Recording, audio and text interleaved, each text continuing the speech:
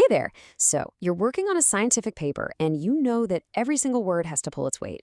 Well, today we're going to tackle something that trips up a lot of researchers, especially with English, the adverb. We're going to figure out how to use them to make your writing sharp, precise, and impactful. You know, the master of horror himself, Stephen King, once famously said, "The road to hell is paved with adverbs."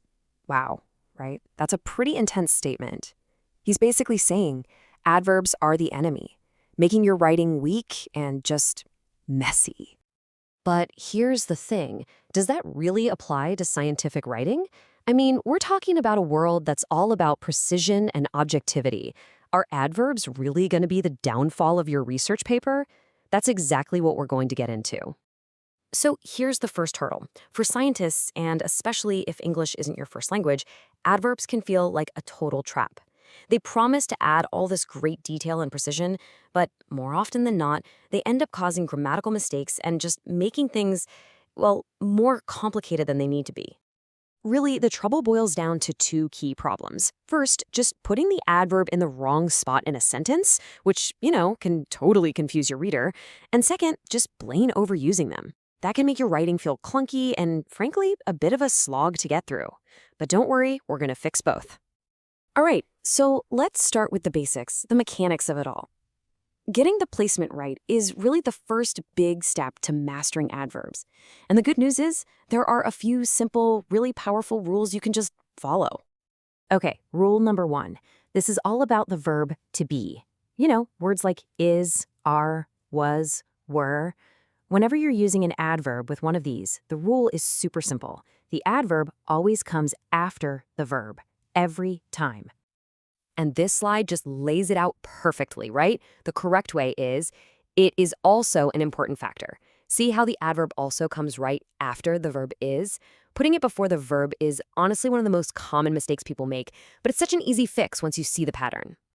Now, for pretty much every other verb out there, we're talking helps, improves, reduces, you name it, the rule just flips. This time, the adverb goes before the main verb.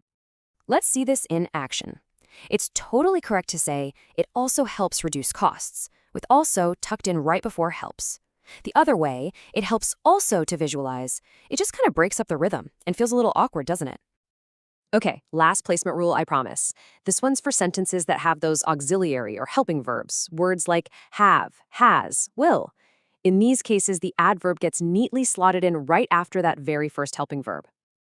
And here's a great example. The right way to say it is, have also been developed. See how also just fits perfectly between the first helper verb, have, and the rest of the verb? The incorrect version just sounds clunky. You can almost feel the awkwardness when you read it. Okay, so now that we've totally nailed the grammar, let's level up. This is where it gets really interesting. When you use them the right way, adverbs are more than just little modifiers. They're actually powerful tools for building a logical argument that flows beautifully. Think of them as the glue that holds your ideas together. Now, this slide is basically your new best friend. I love how it organizes these adverbs by their job. Think of this as your personal toolkit, right? Need to add another piece of supporting evidence? Grab moreover or additionally. Need to switch gears and show a contrast? However or in contrast are your go-tos. This is how you literally guide your reader, step by step, through your thinking. Take a look at this sentence. The word moreover here is doing some heavy lifting. It's doing way more than just modifying a verb. It's basically a signpost for the reader that says, hey, pay attention, I'm about to add another important related benefit.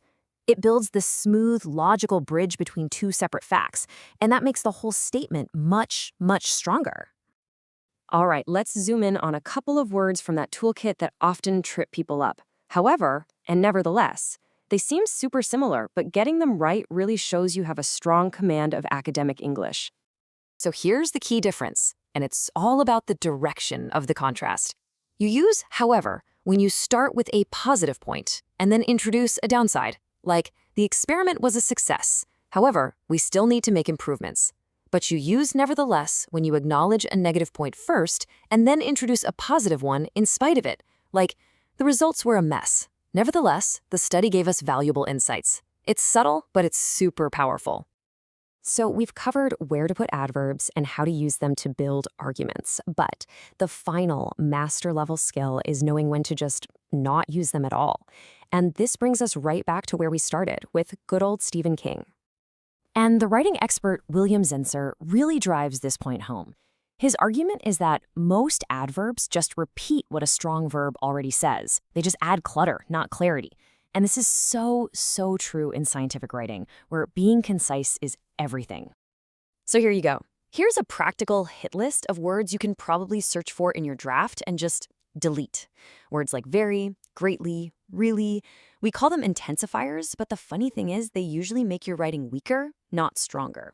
Instead of saying something was very important, try to find a better, more precise word than important to begin with. And that right there is the real secret. The most powerful, most convincing scientific writing relies on strong, specific verbs and nouns. It doesn't need a bunch of adverbs to prop it up. When you choose the perfect verb, you get your meaning across directly and with confidence. In science, just like in so much of writing, less really is more.